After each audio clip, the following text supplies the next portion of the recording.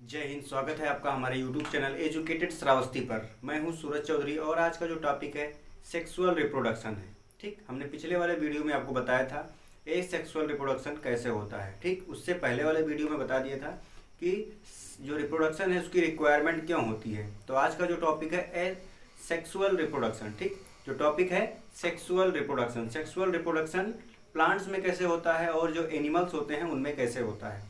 तो आप सभी लोग पहले से ही जानते हैं कि जो रिप्रोडक्शन है वो बहुत ही इंपॉर्टेंट है किसी भी स्पीसीज को अर्थ पे सर्वाइव करने के लिए। अगर रिप्रोडक्शन नहीं होगा तो कोई भी एनिमल है या कोई भी प्लांट है तो वो धीरे धीरे एक्सटिंक्ट हो जाएगा। ठीक, क्यों एक्सटिंक्ट हो जाएगा? क्योंकि अगर रिप्रोडक्शन नहीं होगा तो फिर नया ऑर्गेनिज्म नहीं आ पाएगा। जब नया ऑर्गेनिज्म नहीं आएगा तो क्या होगा, धीरे धीरे स्पीसीज जो है कम हो जाएंगी और एक समय ऐसा आएगा कि कुछ भी नहीं बचेगा। मीन्स सभी एनिमल्स जो है एक्सटिंक्ट हो जाएंगे। तो इसलिए जो रिप्रोडक्शन होता है वो बहुत ही इंपॉर्टेंट होता है किसी भी स्पीसीज को सर्वाइव करने के लिए अर्थ पे। ठीक, तो पिछले वाले वीडियो में बात किया गया था एसेक्सुअल रिप्रोडक्शन के बारे में। तो उसमें हमने ये भी बता दिया था कि जो रिप्रोडक्शन होता है वो दो तरीके का होता है, एसेक्सुअल और सेक्सुअल। तो एक सेक्सुअल को मैंने एक्सप्लेन कर दिया है, उसका लिंक मैं आपको डिस्क्रिप्शन में दे दूंगा। और आज बात करते हैं सेक्सुअल रिप्रोडक्शन के बारे में। तो जो सेक्सुअल रिप्रोडक्शन होता है उसमें क्या होता है कि टू पेरेंट्स पार्टिसिपेट करते हैं। ठीक, टू पेरेंट्स पार्टिसिपेट करते हैं मतलब कि जो सेक्सुअल रिप्रोडक्शन होता है उसमें गैमीट का फॉर्मेशन होता है और एसेक्सुअल वाले में गैमीट का फॉर्मेशन नहीं होता है। तो आज जो गैमीट का फॉर्मेशन कब होता है? फर्टिलाइजेशन के बाद होता है। अब व्हाट इज फर्टिलाइजेशन? फर्टिलाइजेशन क्या है? Fusion of male and female gamete is known as fertilisation. ठीक है, जो फर्टिलाइजेशन होता है वो फ्यूजन होता है मेल एंड फीमेल गैमीट्स का, वही फर्टिलाइजेशन कहलाता है। अब टॉपिक को शुरू करते हैं, एसेक्सुअल रिप्रोडक्शन। ठीक, तो asexual reproduction takes place by the combination of reproductive cell. ये क्या होता है? ये कॉम्बिनेशन ऑफ रिप्रोडक्टिव सेल। ठीक, इसको कहते हैं सेक्स सेल। सेक्स सेल के कॉम्बिनेशन से जो रिप्रोडक्शन होता है उसको कहते हैं सेक्सुअल रिप्रोडक्शन। ठीक, अब बात आती है कि ये सेक्स सेल है क्या? ये सेक्स सेल होती हैं जो मेल के पास मेल सेक्स सेल होता है और फीमेल के पास फीमेल सेक्स सेल होता है। ये दो टाइप्स के होते हैं, मेल सेक्स सेल और फीमेल सेक्स सेल।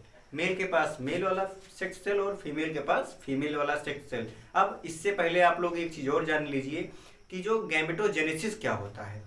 गैमेटोजेनेसिस एक वर्ड आता है, आप लोग इसको जान लीजिए कि जो गैमीट का फॉर्मेशन होता है उसको गैमेटोजेनेसिस कहते हैं। अब गैमीट क्या है? गैमीट का मतलब होता है अगर मान लो मेल के अंदर हो रहा है तो वहां पे हम बोलेंगे गैमेटोजेनेसिस दो तरीके का हो जाता है, एक स्पर्मेटोजेनेसिस, एक ओओजेनेसिस। तो ओओजेनेसिस का मतलब होता है ओवा का फॉर्मेशन, मीन्स ओम का फॉर्मेशन जो होता है, एग का फॉर्मेशन अगर फीमेल के अंदर हो रहा है तो उसको ओओजेनेसिस कहेंगे। और अगर स्पर्म का फॉर्मेशन मेल के अंदर हो रहा है, गैमीट के अंदर हो रहा है, इनसाइड द गोनेट हो रहा है, मान लीजिए टेस्टिस के अंदर हो रहा है तो inside the gonad the formation of sperm inside the gonad is known as spermatogenesis and the formation of egg or ovum inside the female gonad is known as oogenesis। ठीक, तो स्पर्म का formation को हम लोग spermatogenesis बोलते हैं और egg के फॉर्मेशन को oogenesis बोलते हैं। ठीक, ये टॉपिक आपका क्लियर हो गया कि गैमेटोजेनेसिस क्या है। अब इसके बाद जब गैमीट का फॉर्मेशन हो जाएगा तभी तो सेक्सुअल रिप्रोडक्शन होगा। अगर मान लीजिए स्पर्म ही नहीं बन रहा है, ओवम ही नहीं बन रहा है तो सेक्सुअल रिप्रोडक्शन होगा कैसे? नहीं होगा ना, तो फिर फ्यूजन नहीं हो पाएगा। एग और स्पर्म का फ्यूजन ही नहीं होगा तो वहां पे रिप्रोडक्शन कहां से हो जाएगा? ठीक, अब बात करते हैं कि sexual reproduction in flowering plant. जितने भी एंजियोस्पर्म वाले प्लांट होते हैं उनको फ्लावरिंग प्लांट कहा जाता है। ठीक, जितने भी एंजियोस्पर्म के प्लांट होते हैं उनको फ्लावरिंग प्लांट कहा जाता है। जितने भी आप प्लांट देखते हैं जिनमें फ्लावर होता है, ठीक, उनको क्या कहते हैं? फ्लावरिंग प्लांट कहते हैं। वो भी रिप्रोडक्शन करते हैं, आप सभी लोग जानते हैं कि वो भी रिप्रोडक्शन करते हैं। ठीक, सम टाइम वो वेजिटेटिव प्रोपेगेशन से कर लेते हैं और ज्यादातर टाइम वो सेक्सुअल रिप्रोडक्शन करते हैं। सेक्सुअल रिप्रोडक्शन कैसे होता है? जब मान लीजिए, अब हम लोग पहले बात कर लें कि सेक्सुअल रिप्रोडक्शन में फ्लावर के पहले पार्ट्स को हम लोग पढ़ लेते हैं कि फ्लावर के कितने कितने पार्ट होते हैं। ठीक, अब मान लीजिए ये एक फ्लावर बना हुआ है, ये फ्लावर है। अब इसके पास क्या है? फ्लावर स्टेम है। ठीक, ये जो फ्लावर स्टेम होता है, फ्लावर जिससे जो है लगा होता है, यहाँ पे एक सोइलन पार्ट होता है जिसको थैलेमस कहा जाता है। ठीक, अब उसको हम लोग क्या कहते हैं? रेसिपेटिकल बोलते हैं। क्या बोलते हैं?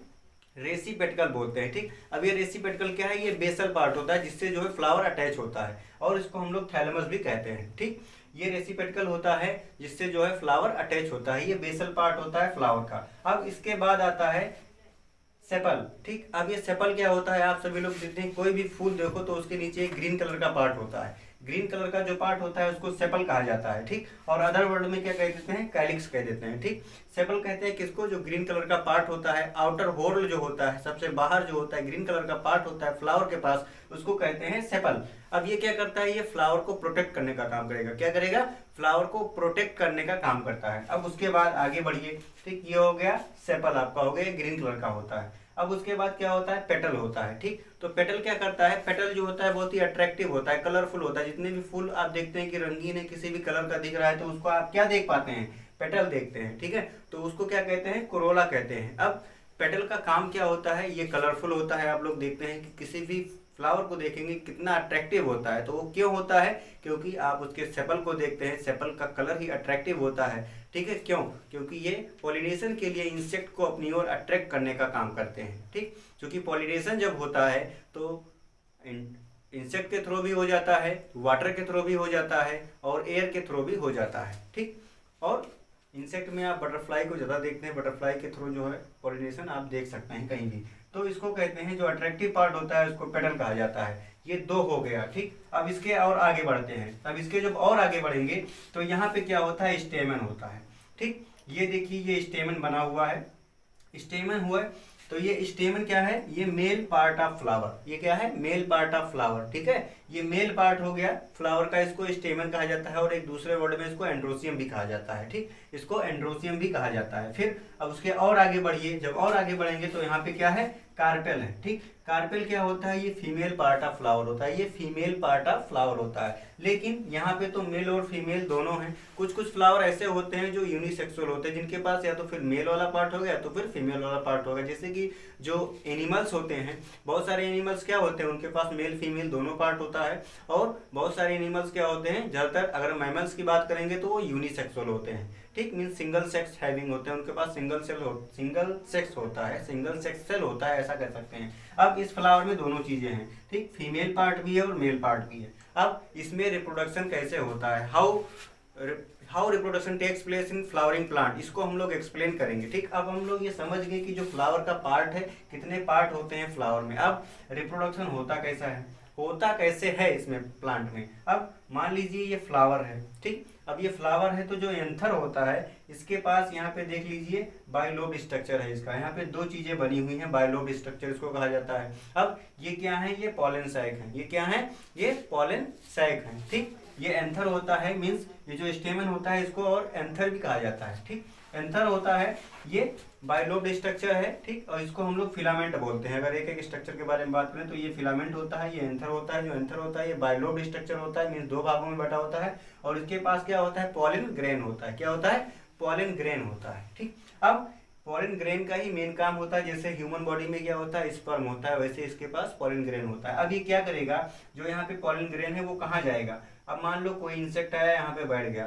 ठीक, कोई इंसेक्ट यहाँ पे बैठ गया, अब इंसेक्ट के साथ पॉलन ग्रेन जो है चला गया। अब इंसेक्ट के साथ मान लो पॉलन ग्रेन चला गया, अब इसी फ्लावर पे आकर के, मान लो इसी फ्लावर पे आकर के वो इंसेक्ट दोबारा बैठ गया।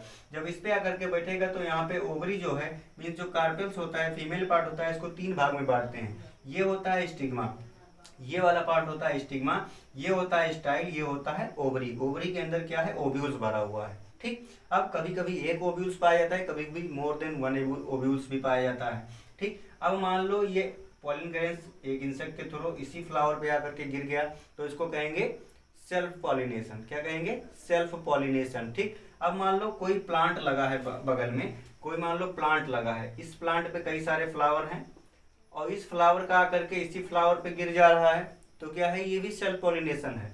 अब मान लो ये दूसरे प्लांट पे गया तो ये क्रॉस पॉलिनेशन हो जाएगा। ठीक, जब क्रॉस पॉलिनेशन होगा तो स्पीशीज में कुछ चेंजेस आ जाएंगे। ठीक है, क्योंकि ये जेनेटिकली चेंज हो जाएगा, क्योंकि दो प्लांट के उसमें जो है क्रोमोसोम मिल गए। ठीक, अब यहाँ पे स्टिग्मा के पास इसका पॉलन ग्रेन आ गया। अब स्टिग्मा जो है रिसीव करने का काम करता है, इसने रिसीव कर लिया। अब ये स्टाइल के थ्रू होते हुए कहाँ पहुंच गया, ओव्यूल्स के थ्रू पहुंच गया। लेकिन ये पहुंचता कैसे है, यहाँ पे जब ये गिरा, क्या गिरा, पॉलन ग्रेन यहाँ पे गिरा। अब यहाँ पे एक सुगरी सब्सटेंस पाया जाता है जिसको ट्रॉपिक मूवमेंट कहा जाता है। यहाँ पे कीमोट्रॉपिज्म होता है।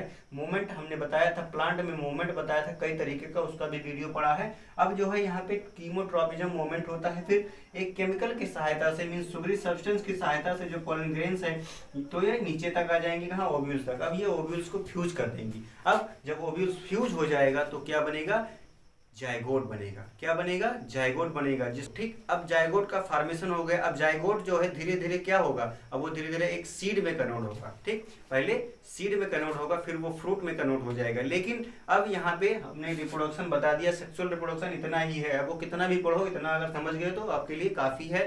यही होता है sexual reproduction in flowering plant. अब कुछ चीजें और है, उसके बारे में बात कर लेते हैं। जैसे कि बात किया जाए अब फ्रूट कैसे बनेगा। अब फ्रूट बनने के लिए क्या होता है, जायगोट का फॉर्मेशन हो गया, धीरे धीरे उसमें जो है क्या होता है, उसमें डिवीजन होता है। अब उसमें जो है जब डिवीजन हो गया, फिर धीरे धीरे वो क्या बनाएगा, सीड बनाएगा। ठीक, सीड बनाएगा। अब सीड के पास क्या होती हैं, दो चीजें होती हैं। आप लोग जानते हैं कि एक तो ऊपर निकल आता है, जैसे सीड कहीं पे भी उठा के रख दिया जाए, सीड आप लोग देखते हैं कि वो कुछ दिन तक अपने आप को डॉर्मेंसी में रख लेते हैं। जब तक डॉर्मेंसी का मतलब ये है कि उनको अलग कर दिया जाए उनके नेचुरल हैबिटेट से। मान लो उनको पानी नहीं मिल रहा है, उनको वाटर नहीं मिला, ठीक, अब उनको जो है मॉइस्चर नहीं मिल रहा है, फिर भी वो ठीक ठाक होते हैं, अपने आप से बचे होते हैं। ठीक, अब उनको ले जा करके कहीं मिट्टी में दबा दिया गया, उनको पानी दिया गया। ठीक, अब उनको जब पानी मिलेगा, मॉइस्चर मिलेगा, सनलाइट मिलेगी, तो धीरे धीरे क्या करेंगे, जर्मिनेट करने लगेंगे। ठीक, उनकी जो डॉर्मेंसी है वो जो ब्रेक हो जाएगी, मीन्स ब्रेकिंग ऑफ डॉर्मेंसी हो जाएगा, तो वो जर्मिनेट करने लगेंगे। सीड का जर्मिनेशन ऐसे ही होता है। ठीक, तो जो वो जर्मिनेट करेंगे तो उनके पास दो चीजें आती हैं। क्या क्या आती हैं, एक रेडिकल आता है, प्लूम्यूल आता है। तो जो रेडिकल होता है वो पहले वो निकलता है। ठीक, जो रेडिकल निकलेगा वो नीचे की ओर जाएगा, जिससे रूट निकलता है, और जो प्लूम्यूल निकलता है उससे सूट निकलता है। अब रेडिकल से मान लो यहाँ पे सीड था, अब रेडिकल से रूट निकल रहा है नीचे की ओर, और जो प्लूम्यूल था उससे सूट निकल रहा है ऊपर की ओर। ये हो गया आपका सीड जर्मिनेशन। ठीक, अब ग्रोथ होगा धीरे धीरे प्लांट में, ऑक्सीजन हार्मोन जो होगा वो ग्रोथ करेगा। ये हो गया आपका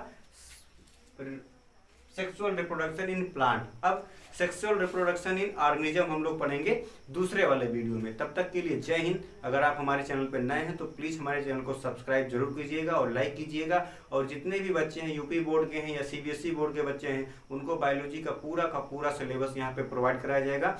आप लोग हमारे चैनल पर नए हैं तो प्लीज़ सब्सक्राइब जरूर करके जाइएगा। अगर अच्छा लगा होगा तो एक कमेंट करिएगा।